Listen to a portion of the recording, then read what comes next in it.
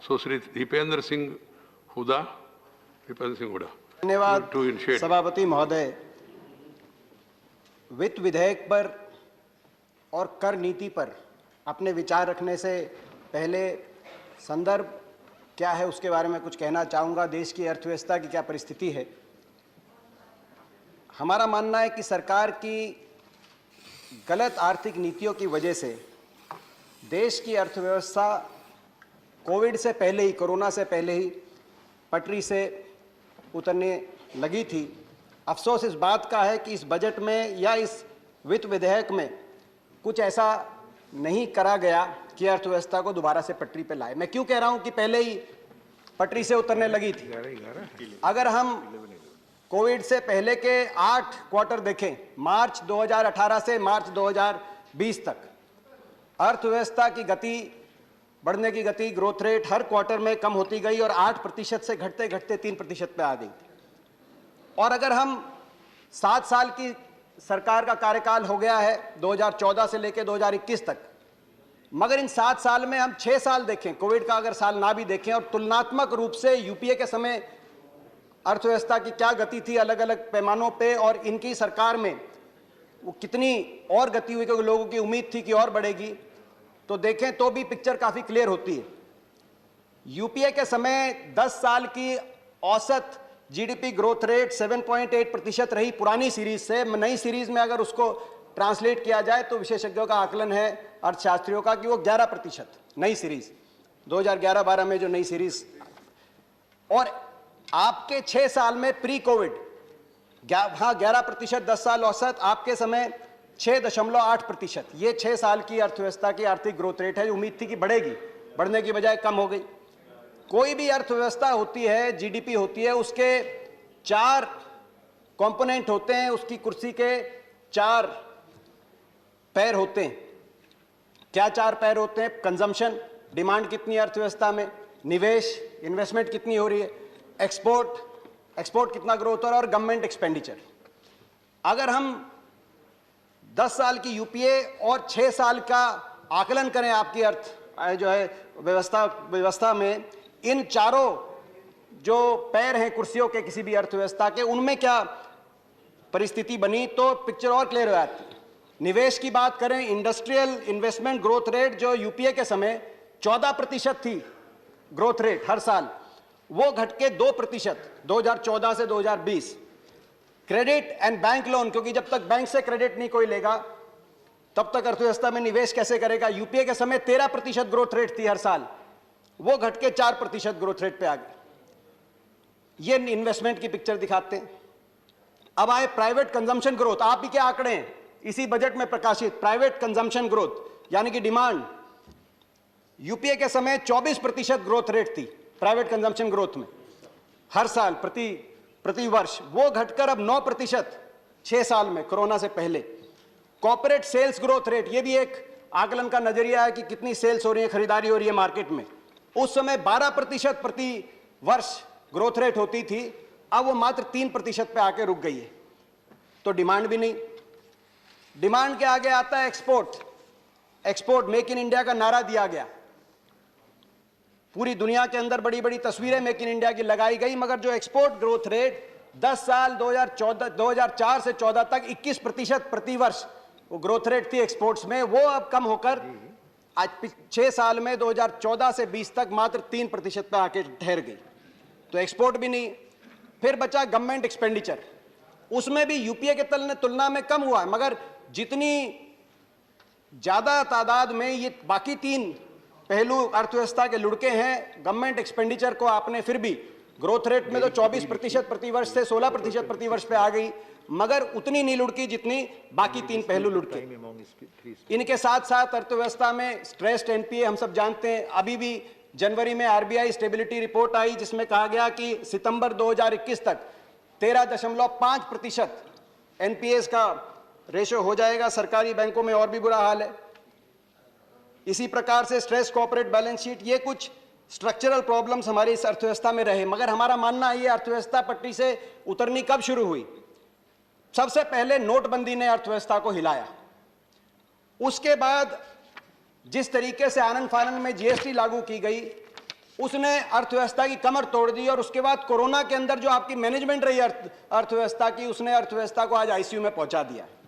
मगर ये हमारा आकलन है, विशेषज्ञ अर्थशास्त्री मानते हैं कि ये पहले से आईसीयू में थी। अभिजीत बैनर्जी, नोबेल पुरस्कार विजेता, उनका 2020 में मानना था, कोविड से पहले। क्या कहा उन्होंने? अर्थव्यवस्था आईसीयू में। आपके स्वयं जो चीफ इकोनॉमिक एडवाइजर रहे अरविंद सुब्रमण्यम, उन्होंने क्या कहा 2020 कोरोना से पहले? क्या कहा कि ये कोई आम मंदी नहीं है। कोरोना के आने से पहले यह आम मंदी नहीं है, 30 साल में ऐसी मंदी नहीं देखी गई। रघुराम राजन, उन्होंने भी आपके समय आरबीआई संभाली है, उनका कहना है कोरोना से पहले कि अर्थव्यवस्था बद से बदतर हो गई है, अत्यंत गंभीर स्थिति है अर्थव्यवस्था की। तो लोगों का मानना था पहले ही खराब थी, फिर कोरोना आया और आपने अपनी विफलताओं को कोरोना के माथे पे चिपकाने का एक विफल प्रयास किया। मगर कोरोना में भी आपकी गलत आर्थिक नीतियों की वजह से अर्थव्यवस्था जितनी खोखली हो गई थी, उसकी पोल कोरोना के 1 साल में भी खुली। कैसे खुली? 4 रिकॉर्ड बने इस कोरोना के अंदर। पहला रिकॉर्ड, जितनी भी बड़ी अर्थव्यवस्थाएं हैं विकासशील और विकसित देशों में, कोरोना के समय अगर सबसे ज्यादा नेगेटिव जीडीपी ग्रोथ रेट रही, सबसे ज्यादा जीडीपी किसी देश की लुढ़की, तो हिंदुस्तान की लुढ़की।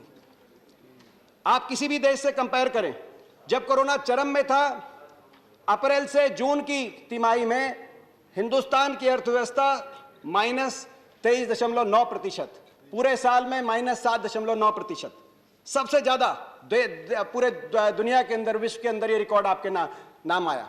दूसरा रिकॉर्ड आपने बनाया, कोरोना के समय गरीब और अमीर में अगर सबसे ज्यादा अंतर कहीं बढ़ा, आपकी गलत आर्थिक नीतियों की वजह से खोखली हो चुकी थी अर्थव्यवस्था, तो सबसे ज्यादा गरीब अमीर में अंतर हिंदुस्तान में बढ़ा। जहां जिस तिमाही में हमारी अर्थव्यवस्था 23% लुढ़क गई थी, उसी तिमाही में जो हमारे 100 सबसे अमीर भारतीय हैं, उनकी इनकम के अंदर 35% इजाफा हुआ।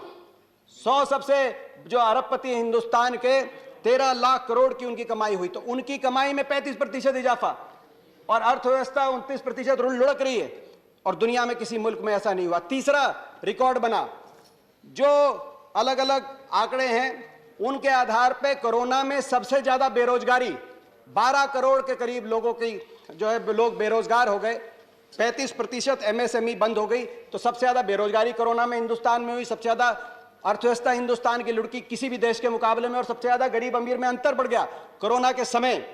तो ये आपकी नीतियों की देन है। मगर चौथा रिकॉर्ड भी बना। चौथा रिकॉर्ड ये बना कि कोरोना में जो पैकेज लेके आए, फाइनेंशियल स्टिमुलस पैकेज, अलग अलग देश, जापान अपनी जीडीपी के मुकाबले में 20% फिस्कल पैकेज लेके आया, कनाडा ने 20% दिया, ऑस्ट्रेलिया ने 18%, ब्राजील ने 18%, टर्की ने 14%। हमारे देश में आपने 20 लाख करोड़ की घोषणा करी, मगर इसके अंदर जो फिस्कल कंपोनेंट है वो कुल मिला के जीडीपी का मात्र 3.2%।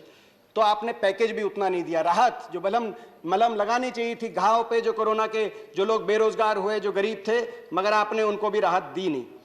अगर हम जीडीपी कांस्टेंट प्राइसेस पे देखें, तो जब आपकी सरकार 2014-15 में आई देश में, उस समय 104 लाख करोड़ की अर्थव्यवस्था थी देश की, वो बढ़कर 2019-20 में 145 लाख करोड़ की हो गई थी। कोरोना के बाद ये जब कम हुई, गिरी, तो अब वो गिर के 132 लाख करोड़ की हो गई इस साल के अंत में। यानी कि 132 लाख करोड़, जो कि 2016-17 में जितनी अर्थव्यवस्था थी उसके बराबर। अब ये आप कह रहे हैं वी शेप रिकवरी हो रही है और हम कोरोना से पहले की स्थिति में आ रहे हैं, मगर आपके आंकड़े नहीं बताते। अगर आरबीआई की ग्रोथ रेट देखें हम कि 11% ग्रोथ रेट हो जाएगी इस साल, तो भी 145 लाख करोड़ नहीं होगा, 2 साल लगेंगे। अगर यूएनसीटैड जो एक अंतर्राष्ट्रीय ऑर्गेनाइजेशन है, यूनाइटेड नेशंस की, उनका आकलन देखें तो मात्र 5% की उम्मीद की जा रही है ग्रोथ रेट की। ऐसे में 2026 तक पहुंचेगी पहली 2019-20 के बराबरी की अर्थव्यवस्था। अगर डॉक्टर गीता गोपीनाथ का हम देखें, उनका जो लेख आया है, उसके अनुसार 2025 में हमारी अर्थव्यवस्था उस लेवल पे पहुंचेगी जो कोरोना से पहले है, जिसको गंभीर बताया गया। तो गंभीर से अत्यंत गंभीर हो गई। अब अत्यंत गंभीर से वापस गंभीर स्थिति में लाने में आपके कार्यकाल में दोबारा से गंभीर स्थिति में आ पाएगी कि नहीं आ पाएगी, इस पे आकलन चल रहे हैं। बहरहाल अब स्थिति यह है कि जैसे गर्मी के महीने में कोई नौसिखिया मिस्त्री कोई वाटर कूलर किसी घर में लगा हो, उसकी आके मोटर खोल दे मगर उसको बांधना ना आए और सबके पसीने छूट जाए। आपको भी समझ में नहीं आ रहा कि अब क्या हो। अब मैं टैक्सेशन पॉलिसीज पे आऊंगा। दो स्रोत तो होते हैं किसी भी वित्त मंत्री के पास, राजस्व और व्यय, रेवेन्यू और एक्सपेंडिचर। किससे पैसा लेंगे, किसको देंगे। गोस्वामी तुलसीदास जी ने रामायण के अंदर राम राज्य की जब कल्पना करी थी तो एक कुछ ऐसा लिख के गए थे जो आज भी हमारे लिए गाइडिंग प्रिंसिपल का काम कर सकते हैं। Please please. बरसत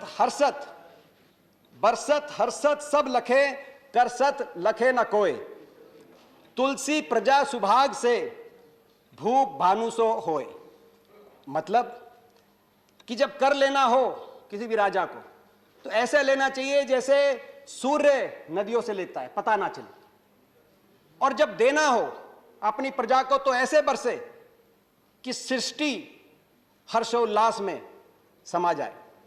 मगर आपकी नीतियां इसके विपरीत हैं।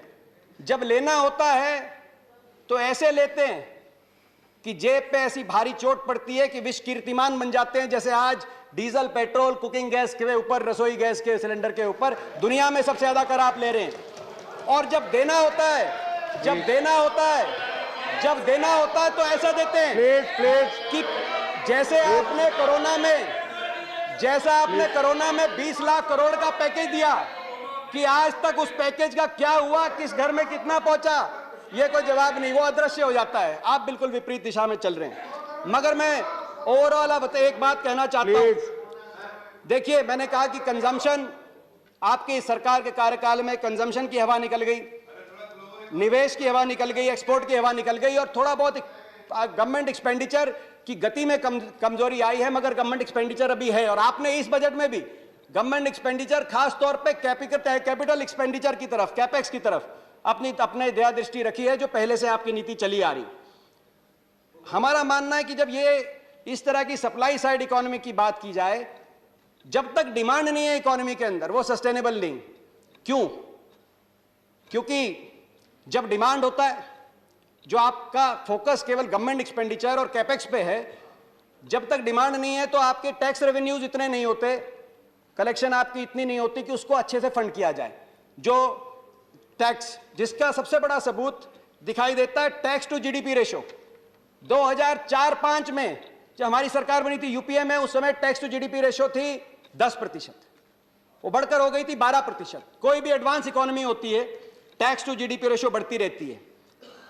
चीन के अंदर 17% है, ब्राजील के अंदर 33% है, अमेरिका के अंदर 20% है, यहां तक कि पाकिस्तान, श्रीलंका, बांग्लादेश के अंदर भी 12 से 15% की रेंज में वो बढ़ के 12% हो गई थी। मैं आपकी सरकार आई, टैक्स टू जीडीपी रेशो, आप कह रहे हैं रिटर्न्स बहुत फाइल हुए, रिकॉर्ड रिटर्न्स फाइल हुए। मैं मानता हूं रिटर्न्स तो फाइल हुए हैं, मगर डिमांड ही नहीं है इकोनॉमी में। जब डिमांड नहीं है, रिटर्न्स तो फाइल कर रहे हैं, टैक्स बेस तो बढ़ रहा है, मगर टैक्स टू जीडीपी रेशो घट के 9.8%। टैक्स टू जीडीपी रेशो 10% पे 2004-5 से शुरुआत करके 12% आपको सौंप के गए थे, अब वो घट के 9.8%। टैक्स टू जीडीपी रेशो किसी भी विकसित देश से, विकासशील देश के मुकाबले में कम। जब टैक्स नहीं होगा और आपको अपना कैपेक्स फंड करना है, गवर्नमेंट एक्सपेंडिचर फंड करना है, तो आप क्या करेंगे? मार्केट बोरोइंग करेंगे। और मार्केट बोरोइंग आपने बढ़ाते गए। मार्केट बोरोइंग इस कदर बढ़ी कि डेट टू जीडीपी रेशो, कर्ज कितना है अर्थव्यवस्था में, आज 91% पे पहुंच गया। जितने भी आपके पीयर मुल्क हैं जो आपके बराबर की परिस्थिति में, उनका एवरेज है डेट टू जीडीपी रेशो 42%, आप पहुंच गए 91% में। और 91% इतना बड़ा डेट, अमेरिका में 100% पे रेशो है। जितना विकसित देश होता है उतना ज्यादा डेट लेता है, जितनी तेजी से कोई अर्थव्यवस्था आगे बढ़ रही होती है। हमारी दिक्कत क्या है कि ग्रोथ हो नहीं रही, डेट ले रहे हैं और कैपेक्स उससे फंड कर रहे हैं। एक बात मानी गई है विश्व बैंक ने कि 77% से ऊपर अगर डेट टू जीडीपी रेशो, कर्ज का जीडीपी के 77% से ऊपर हो जाए तो आने वाले समय की ग्रोथ रेट को आप मॉर्गेज कर रहे हैं। उसके बाद जितने प्रतिशत बढ़े उतना आने वाले समय में ग्रोथ रेट आपकी कम होगी। यही कारण है पिछले साल के बजट के बाद जून में big 3 credit rating agencies standard poor, Fitch और मूडीज तीनों ने भारत को डाउनग्रेड किया। पहली बार तीनों क्रेडिट रेटिंग एजेंसीज ने जून जुलाई की बात मैं कर रहा हूं, तीनों ने डाउनग्रेड किया और एक संदेश गया देश के अंदर। आपने उनको खारिज कर दिया, कहा इसका फर्क नहीं, इसकी कोई हमें फर्क नहीं पड़ता। फर्क पड़ता है क्योंकि अब आने वाले समय में आप और ज्यादा मार्केट बोरोइंग करेंगे तो मार्केट बोरोइंग आपको और महंगी हो जाएगी। इस साल आपकी मार्केट बोरोइंग आपने पिछले साल से भी 55% ज्यादा करने का फैसला किया है, वो और महंगी हो जाएगी। और महंगी हो जाएगी तो रुपया कहां जाता है? इस साल 1 रुपया का 23 पैसे ब्याज में जा रहा है, आने वाले समय में और भी ज्यादा ब्याज में जाएगा। तो इस तीनों ने डाउनग्रेड कर दिया। डाउनग्रेड करने के बाद आपने वही नीति को दोबारा इस साल लाए। डिमांड में हम मांग करते रहे कोरोना में कि लोगों के हाथ में पैसा दीजिए, डिमांड को रीजनरेट करिए, मगर आपने कैपेक्स पे दोबारा से गवर्नमेंट एक्सपेंडिचर बढ़ाने का काम किया, जिसकी वजह से बजट के अगले दिन जो जापानीज ब्रोकरेज फर्म है नोबुरा, उन्होंने दोबारा से वार्निंग दी है कि इस साल जो आपकी क्रेडिट रेटिंग एजेंसीज हैं वो आपको जंक रेटिंग देने का खतरा मंडरा रहा है हिंदुस्तान पे। ये बजट से अगले दिन जापानीज के आप चाहे कितने गुणगान करिए, इसके फॉलआउट हैं इकोनॉमी में। इसके 2-3 फॉलआउट हैं। पहला फॉलआउट है गरीब अमीर में अंतर। जैसे मैंने कहा कि 1% हमारे देश की आबादी 73% देश की संपत्ति को काबू कर रही है, मगर ये जो इतनी तेजी से जो गरीब अमीर में अंतर बढ़ा है, ये सोचने का विषय। कोरोना से पहले 2019 तक अगर जीनी कोएफिशिएंट को देखें, जिससे किसी भी देश में असमानता का आकलन किया जाता है, सबसे अमीर 10% और सबसे गरीब 10% में कितना अंतर है, उसके हिसाब से आकलन करें तो हिंदुस्तान आपके 6 साल की सरकार के बाद दुनिया में दूसरे नंबर की सबसे असमान अर्थव्यवस्था बन गई थी। सबसे ज्यादा गरीब अमीर में अंतर रूस में, दूसरे नंबर हिंदुस्तान में। और कोरोना के बाद का जो प्रिलिमिनरी एस्टिमेट आया जीनी कोएफिशिएंट का, उसके अनुसार यह भी आपको मैं मुबारक देता हूं, आपकी अर्थनीतियों का नतीजा, रूस को भी आप ओवरटेक करने जा रहे हैं और देश में सब दुनिया में सबसे ज्यादा असमान। और इसमें थॉमस पिकेटी जो गरीब अमीर के अंतर में असमानता में सबसे बड़े अर्थशास्त्री मान गए इस सदी के, उनका कहना है कि इसका मुख्य कारण यह रहता है कि अगर रिटर्न ऑफ इन्वेस्टमेंट किसी भी देश में रिटर्न ऑन इन्वेस्टमेंट अगर वहां की जीडीपी ग्रोथ रेट से ज्यादा हो तो असमानता बढ़ती रहती है। रिटर्न ऑन इन्वेस्टमेंट कैसे? जैसे स्टॉक मार्केट में अगर रिटर्न ऑन इन्वेस्टमेंट ज्यादा है, जो हम देख रहे हैं स्टॉक मार्केट में क्या हो रहा है, अगर हमारी देश की ग्रोथ रेट से ज्यादा है तो ये अंतर बढ़ने की संभावना है। इसके 2 कारण मुख्य तौर से, जैसे मैंने कहा, सप्लाई साइड पे फोकस किया आपने, और दूसरा डायरेक्ट और इनडायरेक्ट टैक्सेस में आपने इनडायरेक्ट टैक्सेस को फोकस किया। डायरेक्ट और इनडायरेक्ट टैक्सेस क्या होते हैं? डायरेक्ट टैक्सेस यानी कि इनकम टैक्स, कॉर्पोरेट टैक्स, जो कहीं ना कहीं समानता की तरफ देश की अर्थव्यवस्था को लेकर आता है, और इनडायरेक्ट टैक्सेस जो गरीब पे लगते हैं ज्यादा, जैसे पेट्रोल पे, डीजल पे। पेट्रोल पे उतना ही टैक्स 1 लीटर में मुकेश कुमार को देना पड़ता है जितना मुकेश अंबानी को देना पड़ता है, मगर इनकम टैक्स और कॉर्पोरेट टैक्स में आप फर्क कर सकते हो। आपने क्या किया जब से आपकी सरकार आई है? कॉर्पोरेट टैक्स को घटाया 25%, ये कह के घटाया कि इससे निवेश होगा, मगर डिमांड है नहीं, निवेश हो नहीं रहा। इसीलिए कॉर्पोरेट टैक्स की कलेक्शन जो 2014-15 में अर्थव्यवस्था में corporate tax to GDP ratio 3.4% थी, आज वो कलेक्शन घट के 2.3% आ गई। कॉर्पोरेट टैक्स बढ़ना चाहिए था आपके अनुसार, निवेश होना चाहिए था, मगर कॉर्पोरेट टैक्स की कलेक्शन डाउन आ गई। ऐसे ही इनकम टैक्स की कलेक्शन डाउन आ गई। और आप कहां से निकाल रहे हैं? गरीब आदमी पे, जिनकी संपत्ति बढ़ रही है उन पे कोई टैक्स नहीं, और आप कह रहे हैं एक और गरीब आदमी पे पेट्रोल, डीजल और रसोई गैस पे आप टैक्स लगा रहे हैं। आप ये कह रहे हैं कि कॉर्पोरेट टैक्स तो दुनिया में बराबर होना चाहिए, तभी हमारी कंपेटिटिवनेस बनेगी हमारी कंपनियों की। तो इनडायरेक्ट टैक्स, पेट्रोल और डीजल पे टैक्स दुनिया के बराबर क्यों नहीं होना चाहिए? मैं आपसे सवाल पूछता हूं, हमारे आम आदमी की कंपेटिटिवनेस क्यों नहीं होनी चाहिए? महंगा, ऐसे पेट्रोल डीजल की बात आई, आज स्थिति ये है पेट्रोल डीजल पे आज 100 रुपए में से, धर्मेंद्र जी बोल रहे हैं, आज 100 रुपए में से 63 रुपए सरकार की जेब में जाता है अगर कोई पेट्रोल भरवाने जाए। और डीजल पे जो 2014-15 में जेटली जी के पहले बजट में 3 रुपए की एक्साइज ड्यूटी थी, आज वो 31 रुपए की एक्साइज ड्यूटी हो चुकी है। आपके पहले बजट में 75,000 करोड़ की कलेक्शन थी पेट्रोल, डीजल, रसोई गैस के सिलेंडर पे, आज इस बजट में वो 75,000 करोड़ से बढ़कर 3.5 लाख करोड़ की कमाई उसी जनता से आप कर रहे हैं और अच्छे दिन बता रहे हैं। तो ये मैं समझता हूं, आप उसका दर्द समझिए, उस बूढ़ी मां का जिसने दिया जलाया था कोरोना में। आज उसके घर गैस सिलेंडर खाली पड़ा है। आज वो चूल्हे पे लकड़ी से रोटी जला रही है और उसके धुएं से उसकी आंख में आंसू निकल रहे हैं। बेरोजगारी एक और फॉल आउट है, बेरोजगारी Please, देश में please. एक और फॉल आउट है, बेरोजगारी।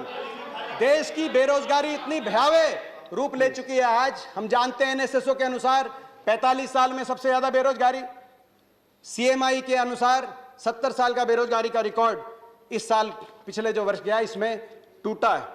कोरोना में, केवल कोरोना में 12 करोड़ लोग बेरोजगार हो गए।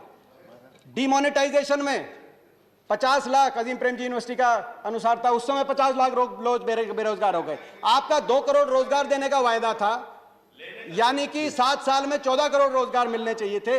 इसके अनुसार तो जो है ये केवल इन 2 कोरोना और डिमोनेटाइजेशन की वजह से 12.5 करोड़ रोजगार आपके कम हो गए। हर घर में एक बेरोजगार। आप कह रहे पकोड़े तलिए, मैं मानता हूं वो भी हो सकता है, मगर अगर हर घर में ही बेरोजगार है, हर घर में अगर कढ़ाई चढ़ा के पकोड़े तलने का काम होगा तो खरीदेगा कौन?